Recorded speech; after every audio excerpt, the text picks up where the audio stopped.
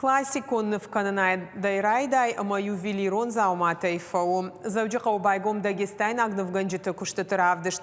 Айва адуаржита за фензышты ама банкарзышты шылгой маджими дуне ама қашмат.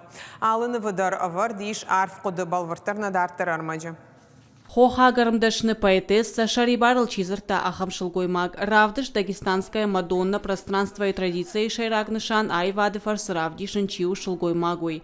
Адапатай аштайкушты. Классикон вганына драгон камта архивон кинохроника амандарта. Равдыш тангом баштышты ныркон ама ивгодуг. Айвадон васмышта иштышты Дагестаны национ музей амахисанадой макты коллекция. Шехшан жындгондармдашны манаба Магомедова айкуштыта. Равдышты мафиянан ишфацак Шилгоймак композитор Заучиқауай Расауга Джанет Далгата портрет Шнавайкотто Яхиота Петербургой. Это рассказ, вы знаете, о Дагестане, потому что Дагестан – это люди.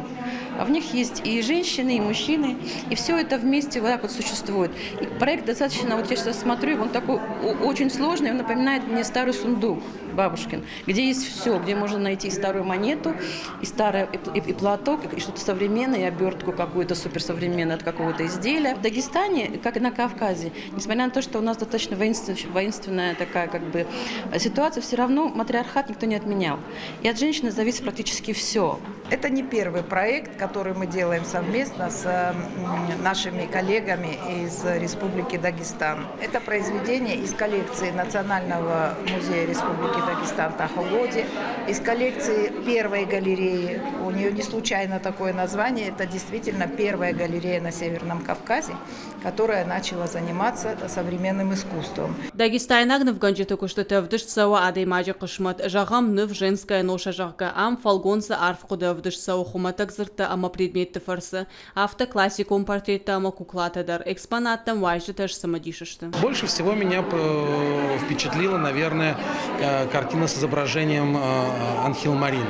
Потому что Анхил Марин – это очень редкий, наверное, случай, да, когда женщина в XIX веке в патриархальном Дагестане пишет стихи, гражданскую лирику, преследуется, ей зашивают рот. Несмотря на это, она все равно продолжает читать свои стихи, разрывая нити. Равдыш дагестанская Мадонна ахашсан августа карома уйфаштай равдишса что Дагестана тахо годи номал национ музеем. Гажаты заринец ахилты лидия козаты жаур и рештон хабарта.